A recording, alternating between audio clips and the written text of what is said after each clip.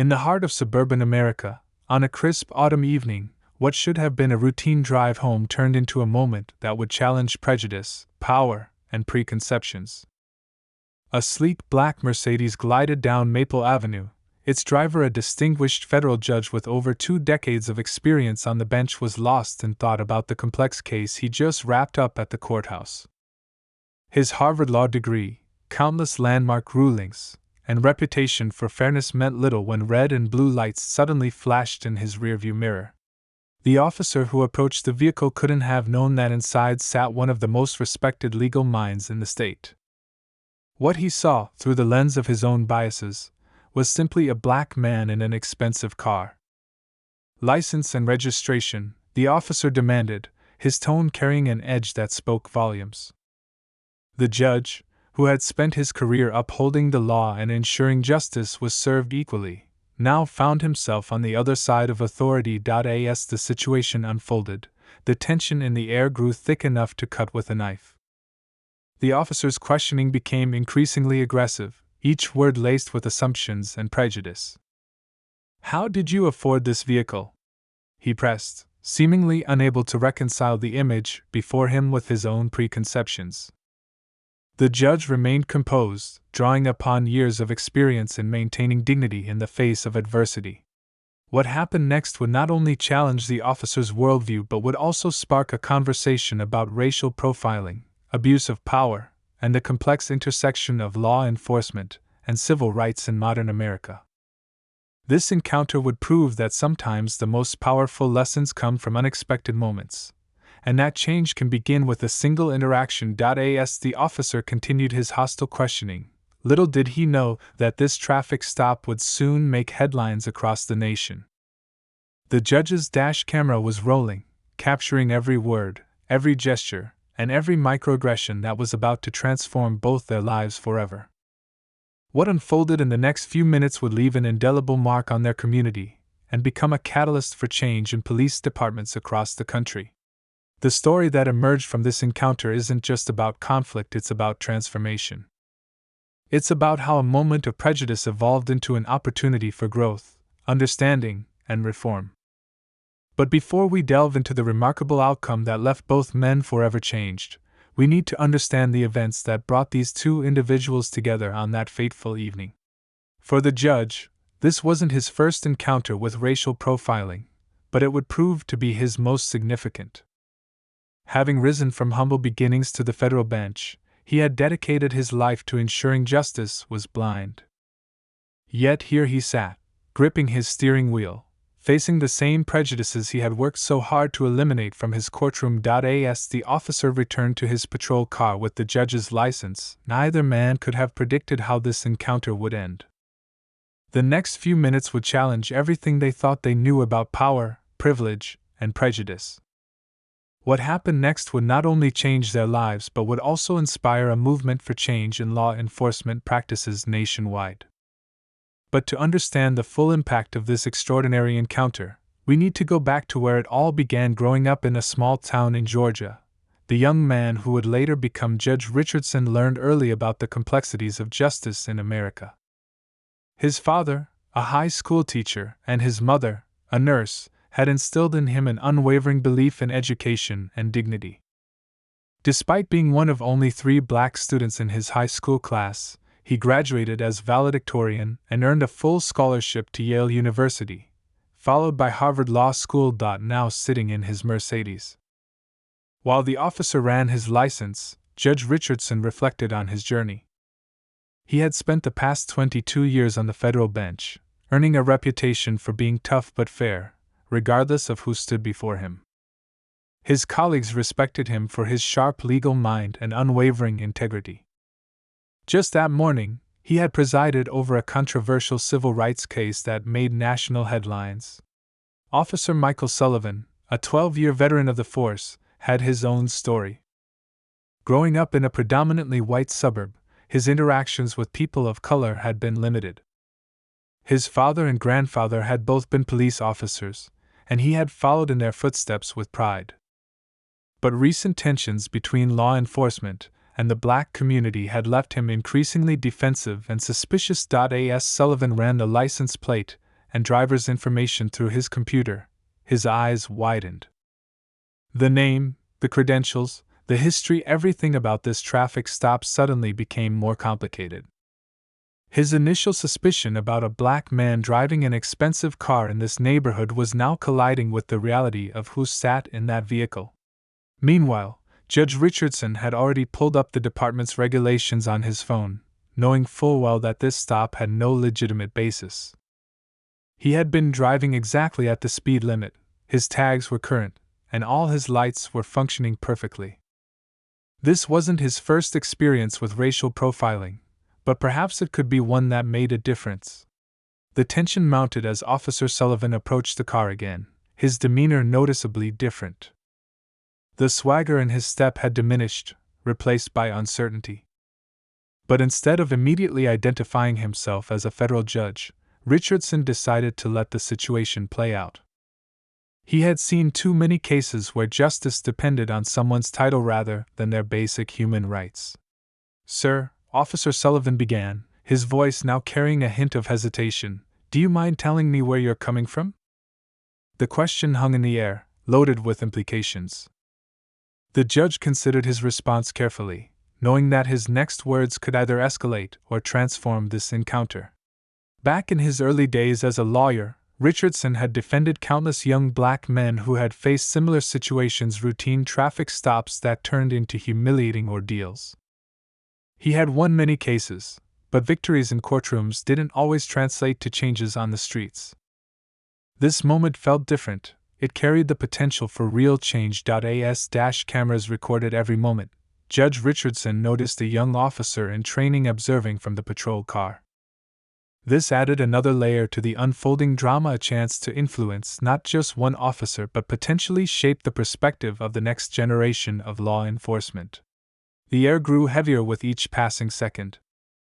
Other patrol cars began to arrive at the scene, their lights painting the street in alternating red and blue. What had started as a simple traffic stop was turning into something much bigger. Neighbors began peering through their windows, some recording with their phones, sensing that they were witnessing something significant. Officer Sullivan's hand rested nervously on his belt as he awaited the judge's response.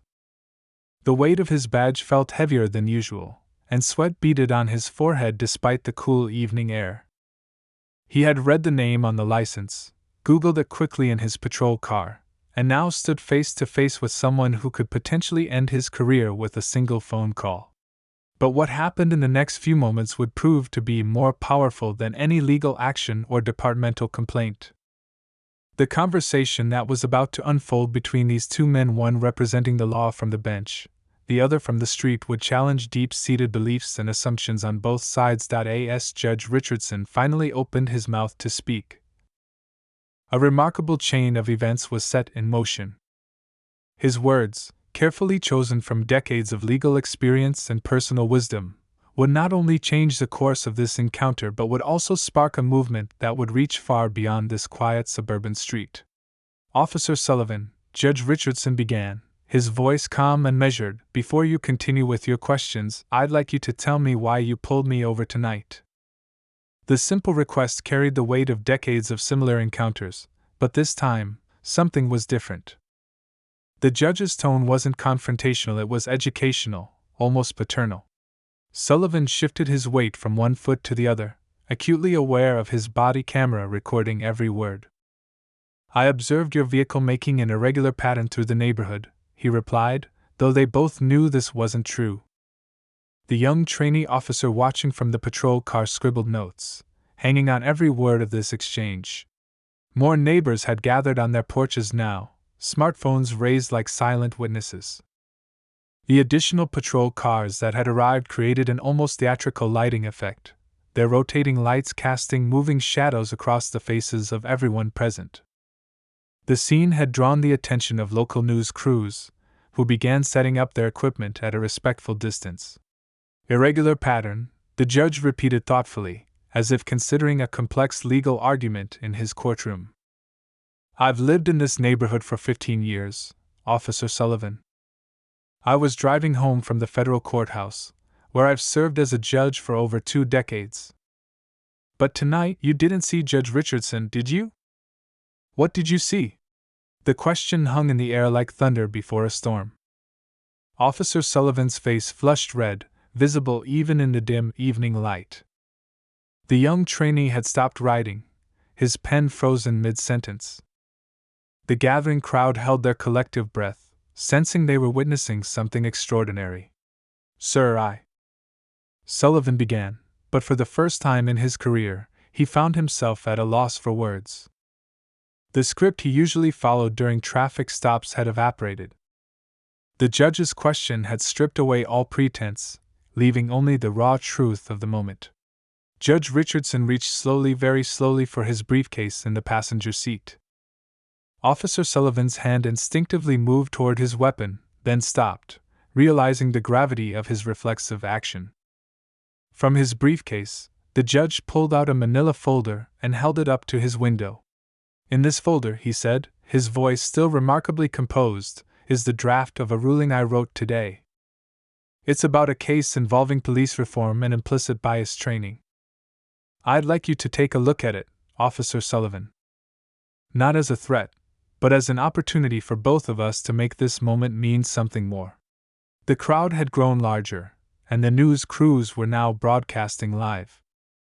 The scene had all the elements of potentially explosive confrontation, but something unexpected was happening instead. The tension in the air was transforming into something else: anticipation, perhaps even hope.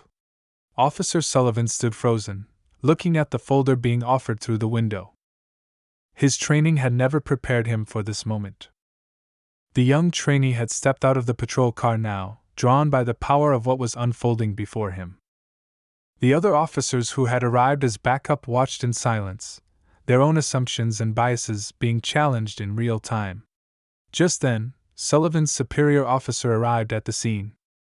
The lieutenant had recognized the judge's name when it came across the radio and had rushed over, knowing this situation could either become a career-ending disaster or something unprecedented in their department's history. As the lieutenant approached, Judge Richardson slowly opened his car door, the folder still in his hand. The motion sent a ripple of movement through the assembled officers, but no weapons were drawn.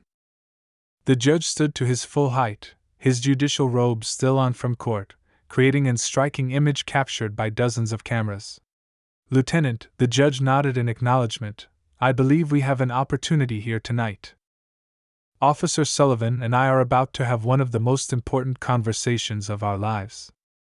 Would you care to join us? The invitation was genuine, devoid of sarcasm or anger. The lieutenant looked from the judge to Officer Sullivan, then at the growing media presence. He knew that whatever happened next would be remembered for years to come. The young trainee officer had moved closer, his notebook now tucked away, understanding that he was about to witness something far more valuable than any written notes could capture. As Judge Richardson opened the folder, the streetlights illuminated the papers within, pages that contained not just legal arguments, but a potential blueprint for change. The crowd leaned in, cameras zoomed closer, and Officer Sullivan took a deep breath. What happened next would not only define their lives but would also become a turning point in the ongoing national conversation about law enforcement and racial justice. Just as Judge Richardson began to speak, his phone buzzed with an urgent message. The chief of police, watching the situation unfold on live television, was calling. The judge held up a finger, asking for a moment, and answered the call on speaker. Your Honor, the chief's voice rang out clearly in the tense night air. I apologize for this situation, but there's something you need to know about Officer Sullivan. The chief's words caught everyone off guard. It turned out that Sullivan had been part of a secret internal investigation. For the past 6 months, he had been gathering evidence about systemic discrimination within the department, working undercover to document instances of racial profiling and misconduct. His own apparent bias had been a carefully constructed facade, designed to gain the trust of officers who were actually engaging in discriminatory practices. Officer Sullivan's face showed a mix of relief and concern as his cover was blown. The young trainee officer, who had been taking notes, was actually another undercover officer, assigned to document Sullivan's interactions. They had never expected to encounter a federal judge during their operation, much less one who specialized in civil rights cases. The crowd murmured as this revelation spread. The narrative had suddenly shifted. What appeared to be a straightforward case of racial profiling had layers no one had anticipated.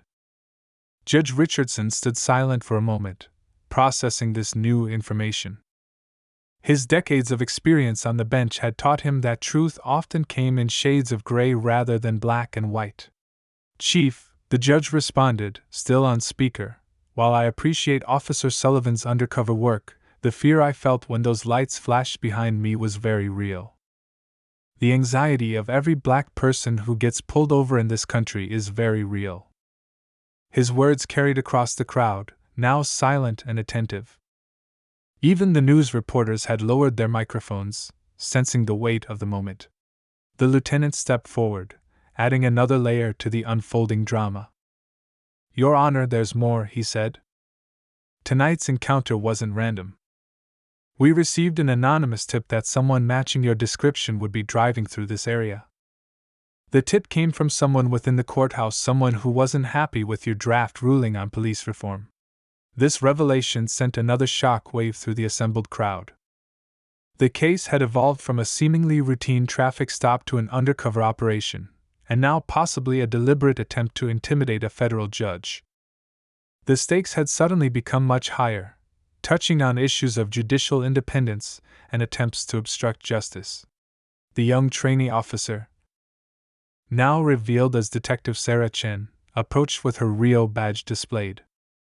"Judge Richardson," she said, "we've been tracking similar incidents across the district. Your traffic stop tonight may have inadvertently helped us identify a network of individuals attempting to undermine civil rights reforms from within the system." Judge Richardson looked at his draft ruling, still in his hands, then at Officer Sullivan, whose complex role in this scenario had just been revealed. The document he held wasn't just about police reform anymore, it had become evidence in what appeared to be a much larger conspiracy.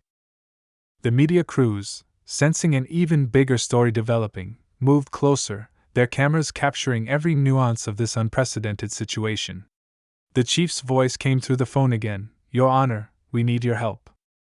Your experience tonight, though unplanned, could be the key to exposing those who are actively working against reform. But moving forward with this investigation could put you in a difficult position, both personally and professionally." As these words hung in the air, more police vehicles arrived, but these were different. FBI agents stepped out, having been alerted to a potential conspiracy against a federal judge. The quiet suburban street had become the epicenter of something much larger than anyone had initially imagined.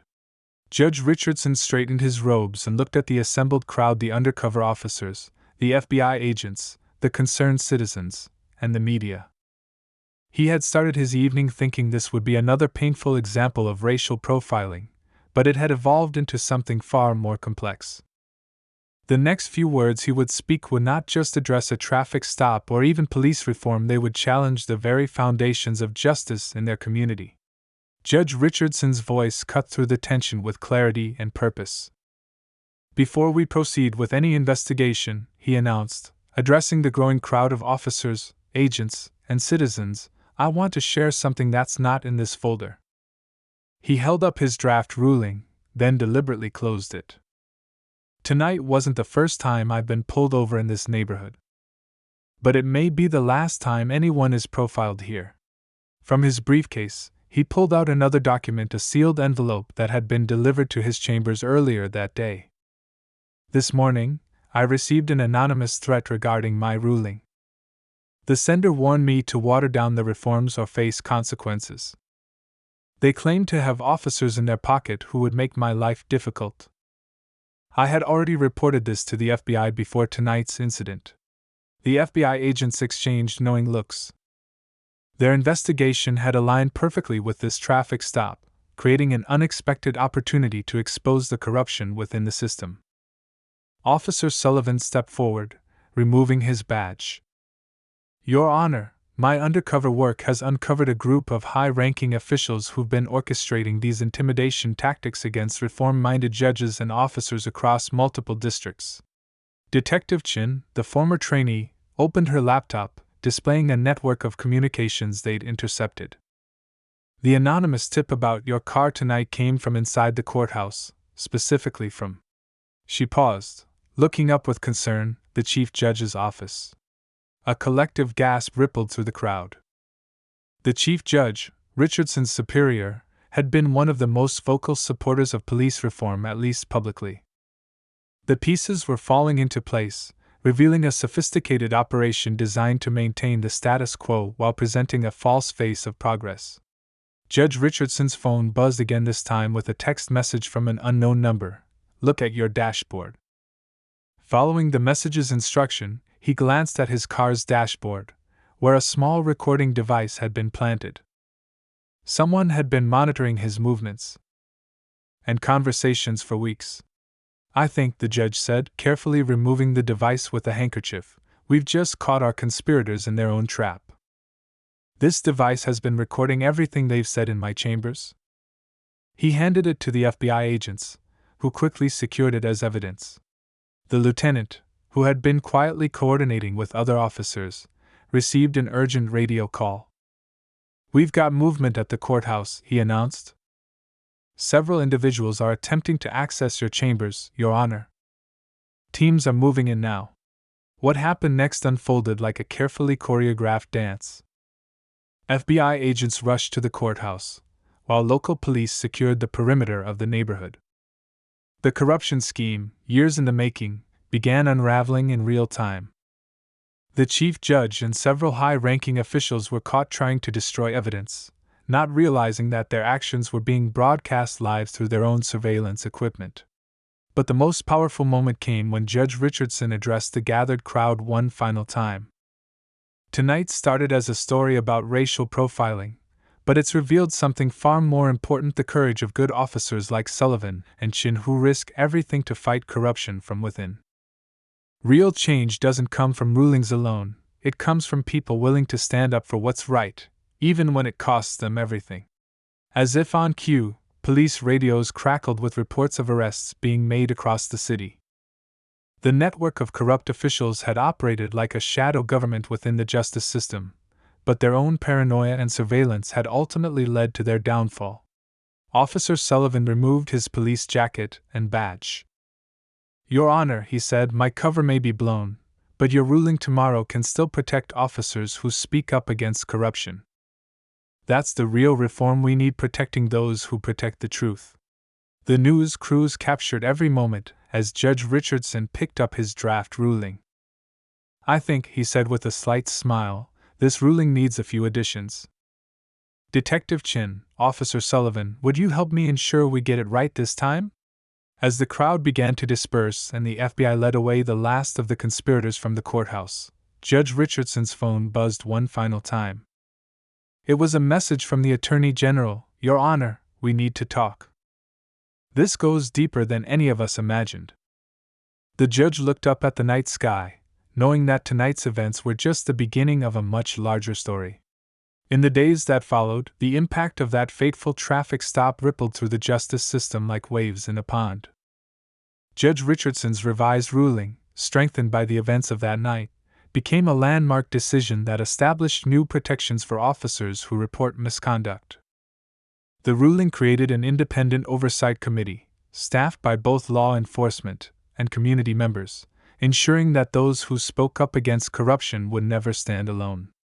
Officer Sullivan and Detective Chin received commendations for their undercover work, but both chose to step away from undercover operations.